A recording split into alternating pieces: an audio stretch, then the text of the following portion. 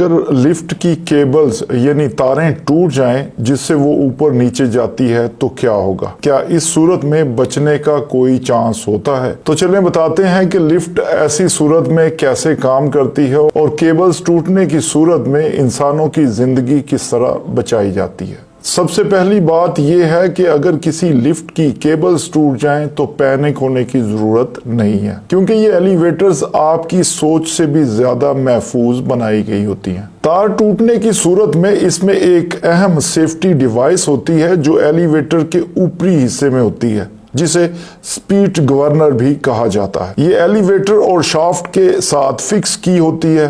तार टूटने की सूरत में ये लिफ्ट की रफ्तार के साथ घूमती है, लेकिन इसमें सेंट्रीफ्यूगल गवर्न सिस्टम एक्ट करता है। इतनी तेजी से घूमने की सूरत में ये सिस्टम एलिवेटर को रोकने के लिए काम आता है। लेकिन एलिवेटर सिस्टम को समझने वाले सिर्फ इस पर इक्तफा नहीं करते, बल्कि वो इसके साथ साथ कुछ और चीजें भी करते हैं। इस मकसद के लिए लिफ्ट के निचले हिस्से में सेफ्टी क्लम्प होते हैं। जैसे ही लिफ्ट इस हालत में पहुंचती है और स्पीड गवर्न अपना काम करता है, उसी वक्त ये अपना काम करती हैं और एक्टिव हो जाती हैं। ये बड़े बड़े क्लम्प एक ब्रेक सिस्टम की तरह काम करते हैं। ये गवर्न सिस्टम की वजह से एक्टिव होते हैं। तो ये लिफ्ट या एलिवेटर की गाइड रेल को अचानक मजबूती के साथ ग्रिप कर लेते हैं और एलिवेटर या लिफ्ट को रोकने की कोशिश की जाती है। लेकिन अगर ये सिस्टम भी नाकाम हो जाए तो एलिवेटर को मजीद हादसे से बचाने के लिए भी महफूज तरीन तरीका बनाया गया होता है। इसमें तीसरी चीज ग्राउंड पर लगे स्प्रिंग होते हैं।